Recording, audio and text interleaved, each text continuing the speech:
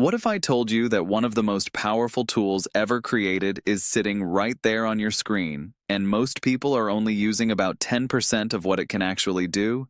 That's not an exaggeration. Millions of people open ChatGPT every single day, type a basic question, get a basic answer, and then close the tab thinking they've gotten everything it has to offer. But they haven't. Not even close.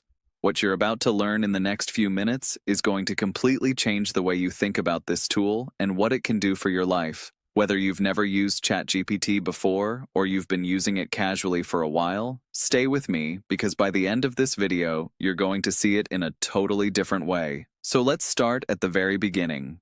ChatGPT was built by a company called OpenAI, and it was released to the public in November 2022. Within just 5 days of launch, it had already reached 1 million users. For context, Netflix took 3.5 years to get there. Instagram took 2.5 months.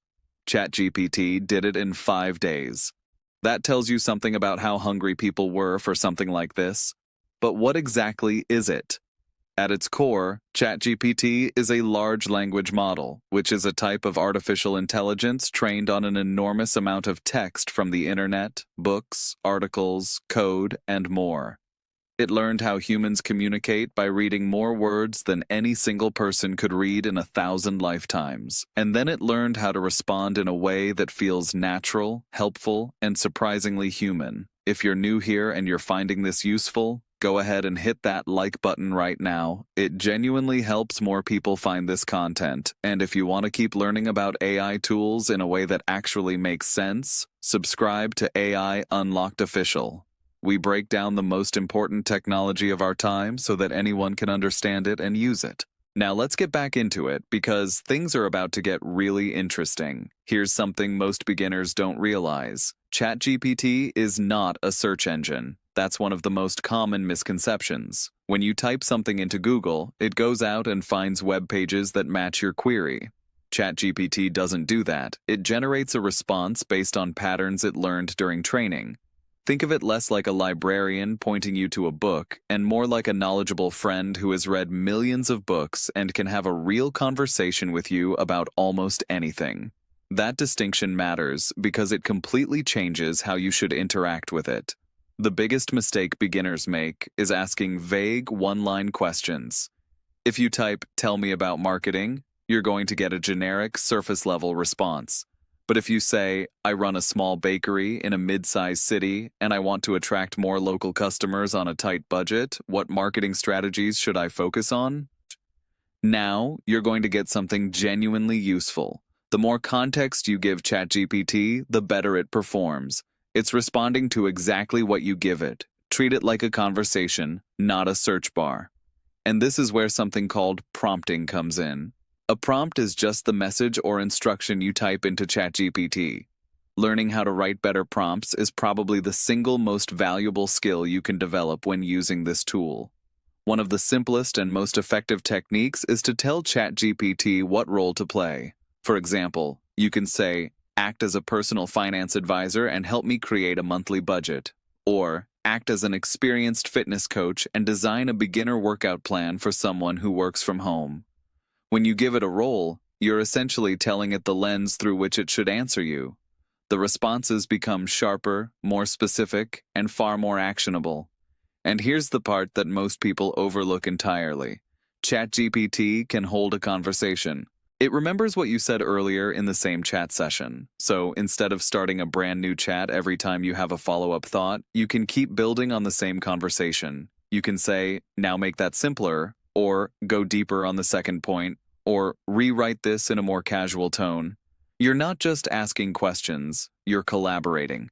And that shift in mindset from question asker to collaborator is what separates people who get mediocre results from those who get genuinely remarkable ones.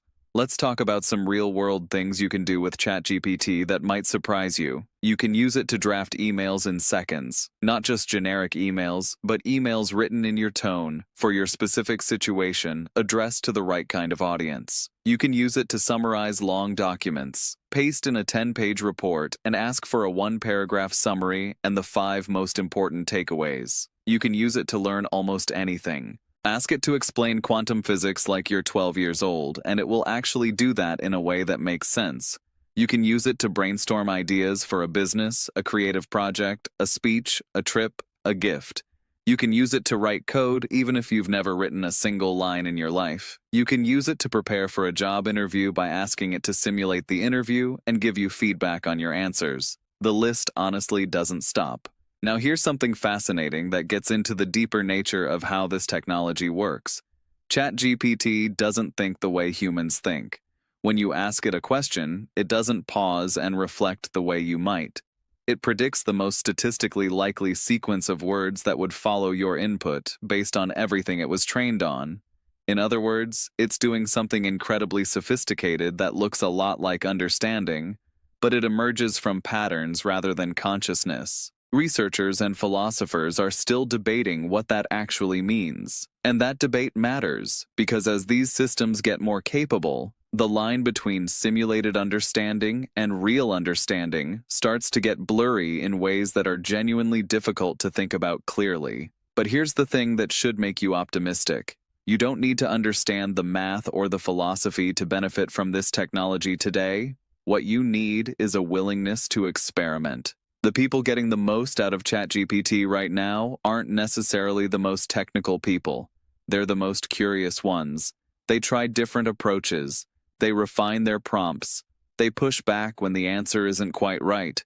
They treat it like a creative partner rather than a vending machine.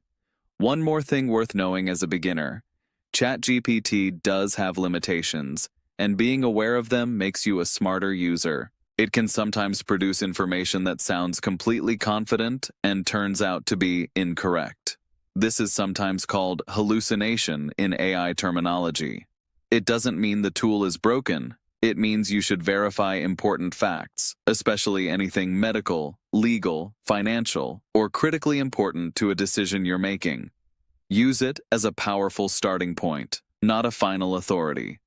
It also has a knowledge cutoff, meaning it was trained on data up to a certain point in time and doesn't automatically know about very recent events unless it's connected to a browsing tool. And depending on the version you're using, it may or may not have access to the internet.